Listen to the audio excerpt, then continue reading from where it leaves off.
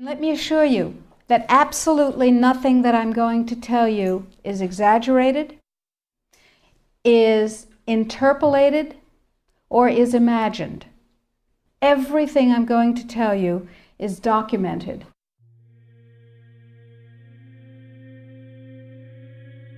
He who controls food controls the world. Well, they said in 1962, we're going to work toward total global implementation of Codex Alimentarius on December 31st, 2009. They were sort of guidelines. Now, Codex Alimentarius Commission is administered by the World Health Organization, WHO, and the FAO, the Food and Agriculture Organization. They fund Codex and they run it at the request of the UN. So they're mommy and daddy to Codex Alimentarius. In 1994, Codex, with no notice here in this country whatsoever, declared nutrients, put on your intellectual seatbelts, declared nutrients to be toxins. They're poisons. Under Codex, every dairy cow on the planet must be treated with Monsanto's recombinant bovine growth hormone. Furthermore, under Codex, every animal used for food on the planet must be treated with subclinical antibiotics and must be treated with exogenous growth hormones. If you do the numbers in the WHO FAO projections, the epidemiological projections, they estimate, not I, that just the vitamin and mineral guideline alone, when it goes into global implementation on December 31st, 2009, will result in a minimum of 3 billion, that's B, bad, big, billion deaths. 1 billion through simple starvation.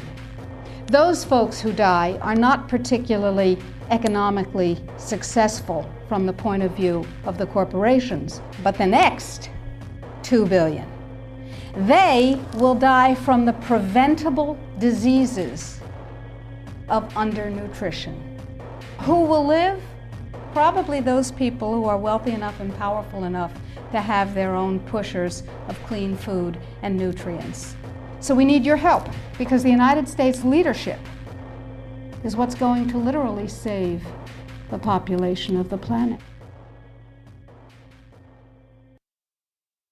The UN has put out dozens of public documents where they're calling for an 80% world population reduction.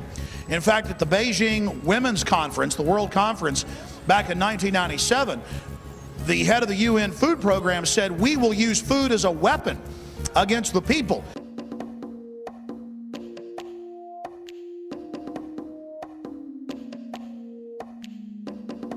"66% of United States residents' public water is fluoridated. It is known to have tremendous effects on bone cancer, joint problems, bone weakness, lowered estrogen and testosterone levels, and dental fluorosis, which is yellowing of the teeth and pitting in the enamel. Wouldn't it make more sense to enhance public water with vitamins which are meant to be ingested to promote overall health, rather than putting such a toxic chemical in our water with a bogus explanation that it will improve our dental health? We now know that fluoride causes more dental problems than it solves. Something doesn't seem right about this. Do you honestly believe that these companies care deeply enough for the people to spend large amounts of their own money to fluoridate public water when the people already purchase their own toothpaste? But there's a difference between toothpaste and drinking water. We don't ingest toothpaste. If you go to any hardware store and look at any rat poison product, you will only find one ingredient: sodium fluoride. It is the most toxic ionic molecule outside of potassium dichromate.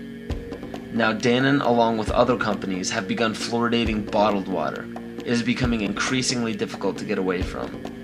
And the fact that fluoride is also used in many prescription antidepressants shows that it eliminates aggression and motivation in people. Fluoride To my knowledge, as a physician, has absolutely no biological benefit whatsoever.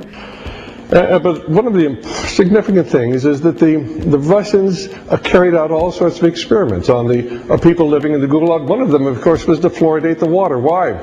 You fluoridate the water, why people are not as aggressive as they ordinarily would be. In fact, what is the active ingredient in Prozac that is so widely distributed in America today? Why, it's a fluoride compound.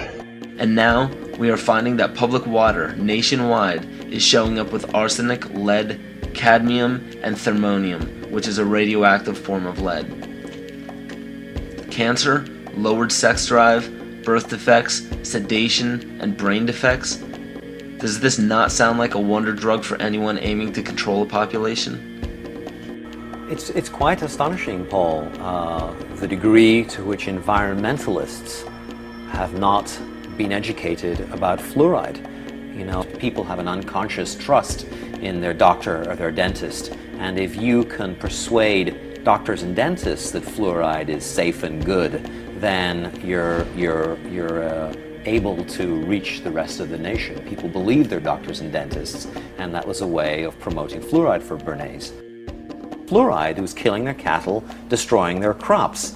Fluoride given to rats had produced bone cancer and liver cancer, and that those results had been doctored to make it look as though fluoride hadn't caused as much cancer. The pattern that we saw, it typically is what we see with other neurotoxic agents that are well known to cause a hypoactivity or a memory problem or an IQ problem. When I first presented the results of these studies, one of the individuals sitting and listening to the results, he says, "Do you have any idea what you're saying?" And he says, "You're telling us that we're reducing the IQ of children." And basically I said, yes.